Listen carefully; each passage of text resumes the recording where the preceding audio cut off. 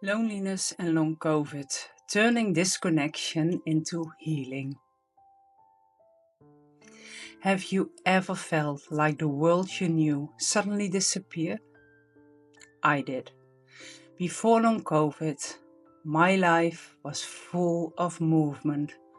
I worked, I went to the gym, I planned museum days and boxing classes with my daughter. My calendar was full and my heart too. People, purpose, space.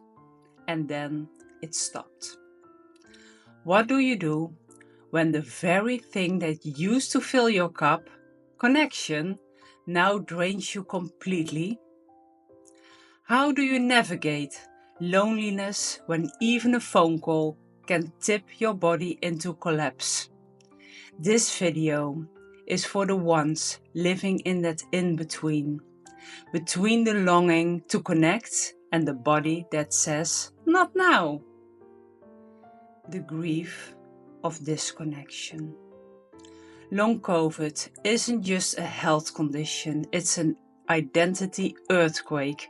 When your nervous system crashes from a simple conversation, when being in a room with people feels like standing next to a speaker, blasting overwhelm into your cells, you start to retreat.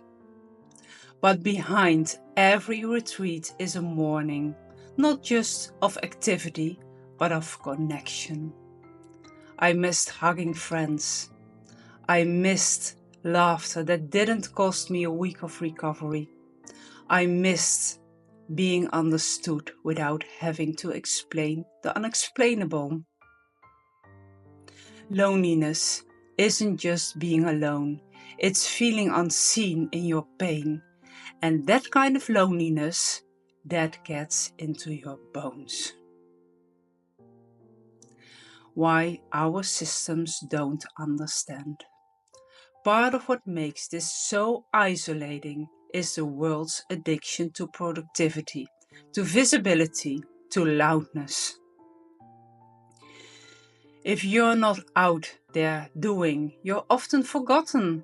Friends stop calling, texts slow down, even support systems can't always keep up with an illness that doesn't have a timeline. And so the silence grows. But here's what I had to learn. The silence isn't punishment. Sometimes it's a cocoon. The turnaround, when you stop chasing and start listening. At my lowest, I thought I had lost myself. But in the quiet, in the ache of loneliness, something else arrived. A whisper, not from the outside world, but from within. What if this isn't the end of connection, but a new beginning? I began writing to myself. I started making create happiness cards, little notes I could carry even when I couldn't carry a conversation. I sat in silence, not as a victim, but as a witness. And slowly I saw something. Loneliness wasn't showing me where love had been missing, not just from others, but from myself. I had poured my energy into everyone else for so long. Maybe this season was calling me inward. Tiny ways back to life. So how do we turn that pain around?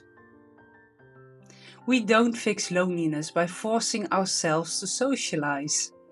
We start by befriending ourselves in the loneliness.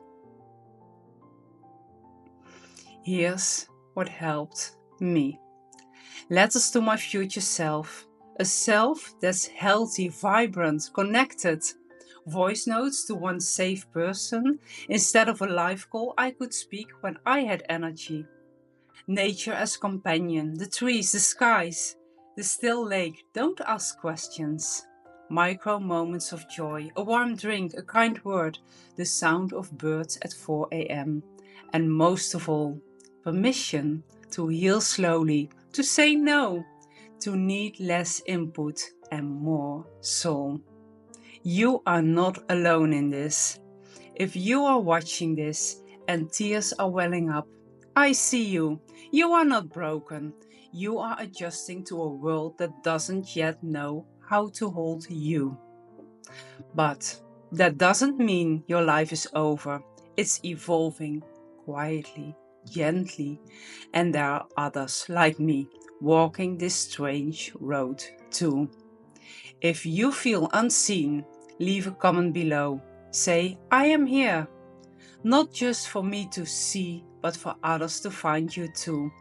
We are building a gentle kind of community here, one that doesn't demand, but simply holds. You may be isolated, but you are not alone. You may be quiet now, but you are still full of meaning. Let this be your reminder.